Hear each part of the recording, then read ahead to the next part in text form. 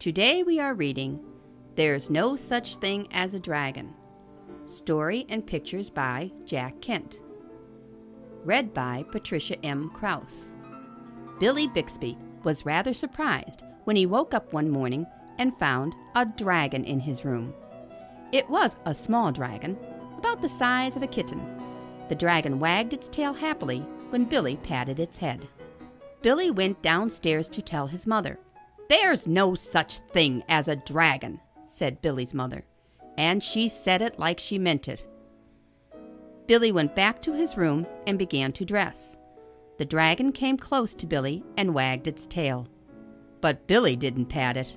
If there's no such thing as something, it's silly to pat it on the head. Billy washed his face and hands and went down to breakfast. The dragon went along. It was bigger now, almost the size of a dog. Billy sat down at the table. The dragon sat down on the table. This sort of thing was not usually permitted, but there wasn't much Billy's mother could do about it.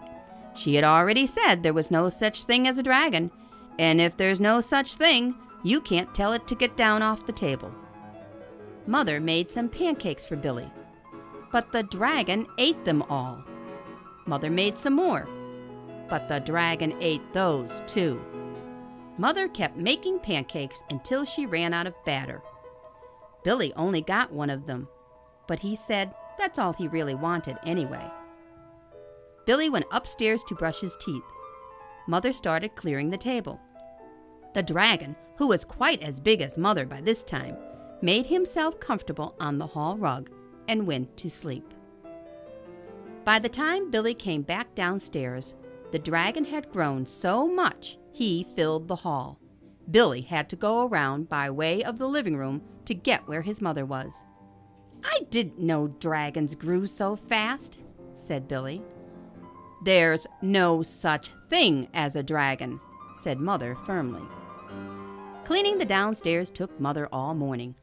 What with the dragon in the way and having to climb in and out of windows to get from room to room.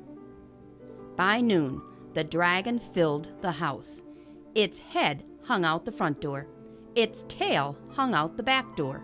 And there wasn't a room in the house that didn't have some part of the dragon in it. When the dragon awoke from his nap, he was hungry. A bakery truck went by. The smell of fresh bread was more than the dragon could resist. The dragon ran down the street after the bakery truck. The house went along, of course, like the shell on a snail. The mailman was just coming up the path with some mail for the Bixbys when their house rushed past him and headed down the street. He chased the Bixbys' house for a few blocks, but he couldn't catch it. When Mr. Bixby came home for lunch, the first thing he noticed was that the house was gone. Luckily, one of the neighbors was able to tell him which way it went. Mr. Bixby got in his car and went looking for the house.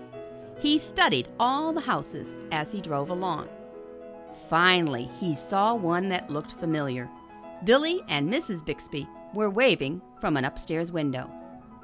Mr. Bixby climbed over the dragon's head, onto the porch roof, and through the upstairs window. "How did this happen?" Mr. Bixby asked. "It was the dragon," said Billy. "There's no such thing," Mother started to say. "There is a dragon," Billy insisted, "a very big dragon."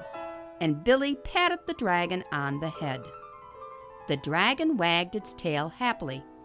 Then, even faster than it had grown, the dragon started getting smaller. Soon, it was kitten size again. "I don't mind dragons this size," said Mother.